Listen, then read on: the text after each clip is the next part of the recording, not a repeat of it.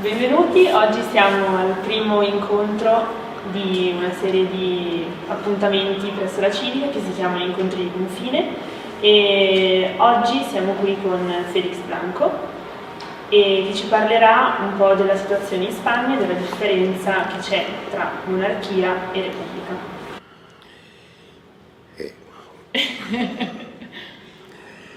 Hay, yo diría que muchas, unas explícitas y otras mantenidas en una especie de secreto. Luego hablaremos en qué pueda consistir y de dónde viene tal secreto, pero ha sido muy notable y todo, creo que está en todas las noticias del mundo, pues que como sabéis, la caza de un elefante en Botswana por parte del rey Juan Carlos I, que ha creado una situación un poco ambigua, por la cual él mismo dijo que no, que pidió perdón y dijo que no volvería a repetirse.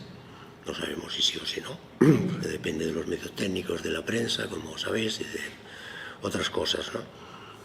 Y luego, pues que hay una desconfianza notable en parte de la sociedad enterada española. Ya digo que todo el otro lado del asunto secreto es difícil de desentrañar, sobre los negocios de la monarquía. Uno de los ejemplos más próximos es está en la cárcel un yerno del rey, ¿no? El marido de una de las infantas. Y eso ha generado pues una verdadera, yo diría que un escándalo en la opinión pública, ¿no? Aparte de lo opaco de esos negocios, sabéis, un asunto que estuvo muy en boga es el tema de la construcción del AVE Medina a la Meca, en los negocios con una dictadura absolutamente conocida del mundo entero, pero que hay mucho dinero en el medio, y los supuestos comisiones por la intermediación entre coronas. Mirad, una cosa, aunque sea un poco de revista del corazón, que hablaremos tal vez, es, yo voy a tratar ese tema un poco, ¿no? Es que, fijaros que para, digamos, popularizar la monarquía, que tiene una historia, no la voy a contar entera, pero va a ser, bueno, a ciertos toques, ¿no? Este caballero, el rey Juan Carlos I, hay, como sabéis, en 1981 un golpe de supuesto, y digo supuesto con todas las comillas que queráis, el golpe de Estado, ¿no? O golpe, no sé cómo se llamaba, el golpe de Estado, ¿qué? Sí. Sí, que en España, ¿no? Protagonizado por un militar,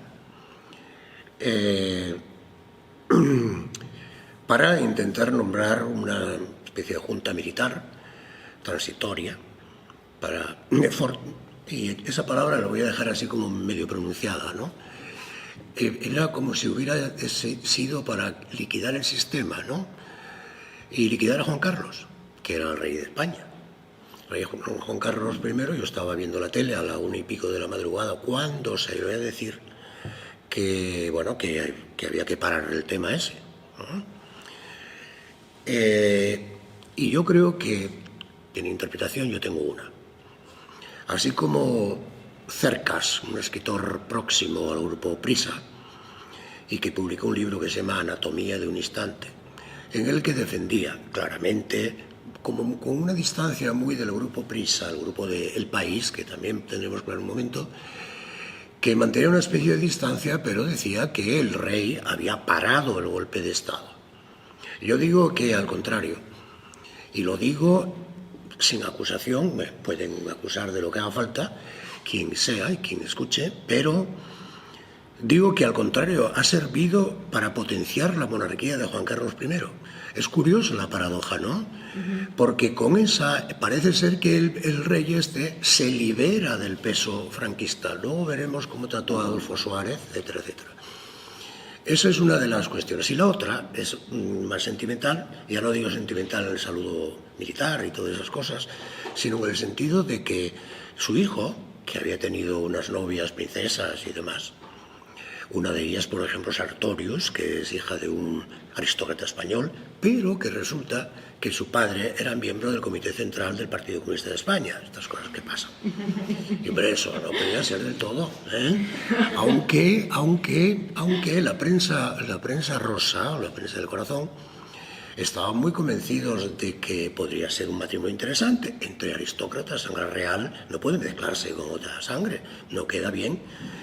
Hay un periodista de Hola, que se llama Jaime Peñafiel, que es un importantísimo, ahora está retirado, no sé dónde trabaja, en alguna televisión o algo. Y este hombre decía, no, veo con estupor que el rey este se haya enamorado de una periodista de pueblo, de un pueblo al lado de mi casa, de Asturias. Una señora que conozco, o sea, no lo digo para presumir, sobre todo conozco mucho a su tía. Bueno, y decían que la prensa está de acuerdo, pero ¿cómo se puede casar con una plebeya? ¿Qué es esto, hombre? Esto está muy mal. Y ese también es un punto, porque hay otra prensa, sobre todo la prensa del bipartidismo, que recibía con bastante contento que el rey se casara con el pueblo. Y eso es también dignificar un poco, popularizar el dado del tema monárquico. Sois tremendas, ¿eh?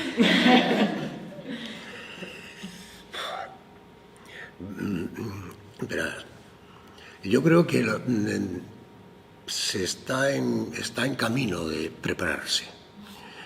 A medida que vayan saliendo los disparates que se han cometido, yo creo que la gente, sobre todo la gente más joven, que a lo mejor no tiene ya nada que ver con todo ese mundo, pero que va a ser la responsable de lo que vaya a pasar, obviamente, creo que entenderá o que está entendiendo que hay que abrir la sociedad, hay que abrirla, ¿eh?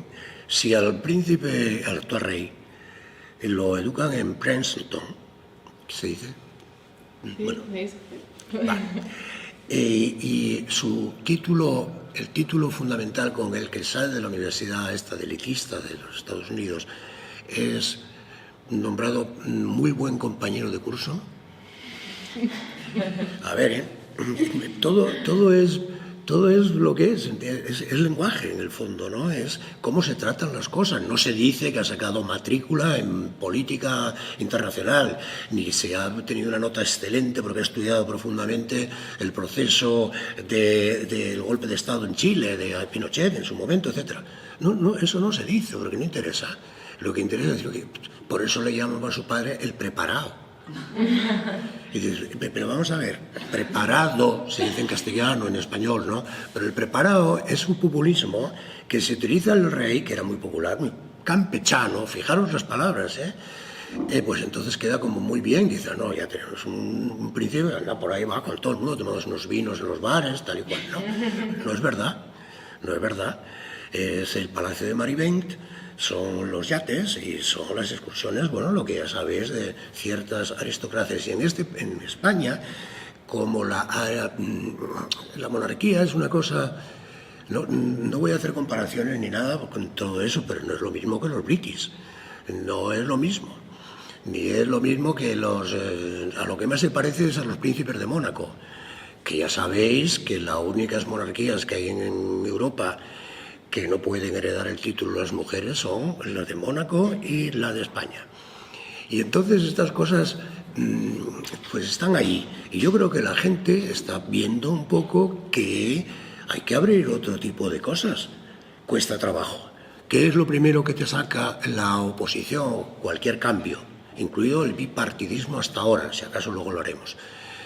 Que España sufrió una terrible guerra civil, cuando fue un golpe de Estado criminal. Y la guerra civil fue intencionada y duró tanto cuanto quiso el bando que se sublevó y la resistencia de la República, claramente. Y en un contexto donde si se hubiera precipitado la Segunda Guerra Mundial, España no estaba, estaría como Italia en otro contexto, no voy a decir, yo diría que muchísimo mejor desde el punto de vista de la libre expresión del pensamiento de la gente. Y eso en España no pasó, y hubo 40 años de dictadura totalmente cerrada con un régimen nazi,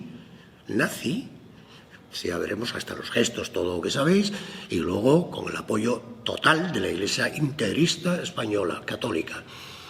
Y después, por fortuna, aun no habiéndosele permitido entrar en la ONU, en el 56 no lo dejaron entrar porque era una dictadura evidentemente autoritaria, pero, o el 48 por ahí, ¿no?, después de la fundación, pero con la Guerra Fría y el miedo al comunismo, España fue visitada por los norteamericanos en el 53 por el presidente Roosevelt, después por Eisenhower, disculpad, por Eisenhower, y crearon 4 bases militares de la OTAN, de los americanos, porque la OTAN fue después, para la defensa del mundo occidental contra el peligro rojo.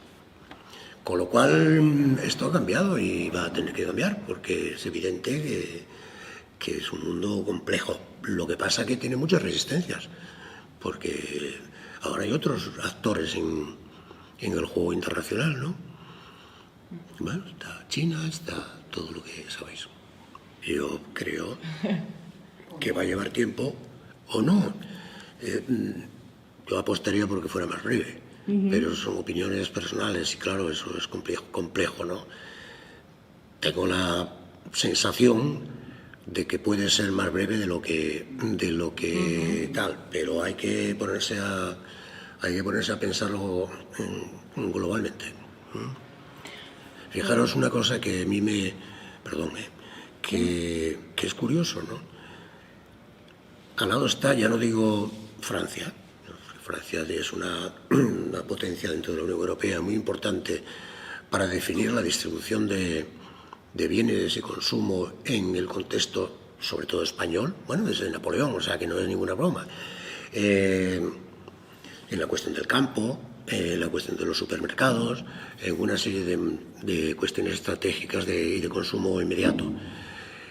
Por eso digo que no digo Francia, pero por ejemplo sí digo Portugal. En Portugal hay un golpe militar de izquierdas y mezclado contra el dictador Salazar, muy amigo de Franco, en el 74. Como sabéis, el ejército portugués colonial pues se pronuncia por una república y es la que hay en Portugal, con una especie de consenso, de equilibrios y de cosas. Para mí es un posible ejemplo dentro de lo que puede ser un discurso tranquilo de esta situación a una un poco más abierta. Bueno, muchísimas gracias a vosotras de antemano, ya lo he dicho previamente y ahora reitero.